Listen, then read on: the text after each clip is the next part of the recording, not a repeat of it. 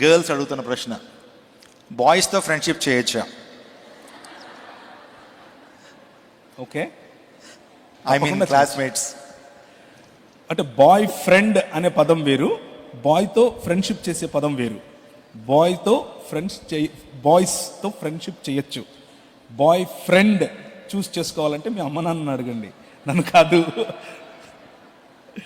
Anyways, friendship is very good. బాయ్స్తో అయినా సరే, గర్ల్స్తో అయినా సరే.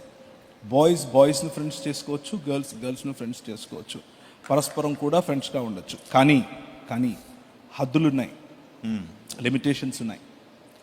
యు నో, మీకు ఎలాంటి మాటలు మిమ్మల్ని మీ పరిశుద్ధత నుంచి దూరం చేస్తాయి, ఎలాంటి టచ్ మిమ్మల్ని పరిశుద్ధత నుంచి దూరం చేస్తుంది, ఎలాంటి సహవాసం మిమ్మల్ని పరిశుద్ధత నుంచి దూరం చేస్తుంది అన్నది మీకు తెలుసు.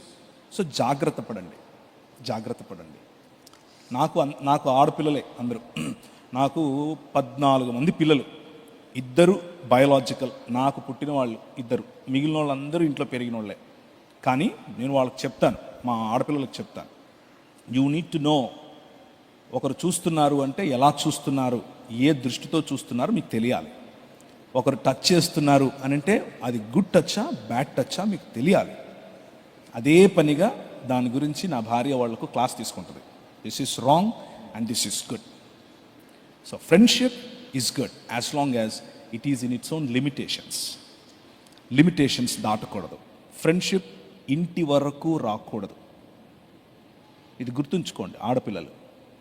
మన సమాజంలో ఒకవేళ బాయ్స్తో కలిసి మీరు ఆడుతూ ఉంటే, బాయ్స్తో కలిసి మీరు తిరుగుతూ ఉంటే, బాయ్స్తో కలిసి మీరు పరీక్షల్లో పాల్గొంటూ ఉంటే కాన్ఫిడెంట్గా ఉండండి, తప్పేమీ లేదు. కానీ దానివల్ల సమాజంలో మీకున్న ఇమేజ్ నాశనమయ్యే ఫ్రెండ్షిప్ వద్దు. ఆ ఫ్రెండ్షిప్ మీ ఇంటి దాకా రావడం వద్దు. దానివల్ల భవిష్యత్తు ప్రాబ్లం ఉంటుంది, భవిష్యత్తులో చాలా ప్రశ్నలు వస్తాయి. అలాంటివి రాకుండా మేనేజ్ చేయడం కోసం చేయడం మంచిది. కాబట్టి వీలైనంత వరకు మీకంటే చిన్నవాళ్ళను తమ్ముడు అనే పిలవండి, వీలైనంత వరకు మీకంటే పెద్దవాళ్ళను అన్నయ్య అనే పిలవండి.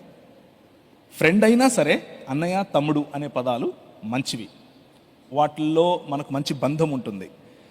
అలా కాకుండా ఒరే రారా పొరా అని చేతులు మీరు వేసి వాళ్ళు వేస్తే అది మీ పరిశుద్ధతకు, మీ వ్యక్తిగత జీవితానికి భవిష్యత్తులో ఇబ్బంది అవుతుంది.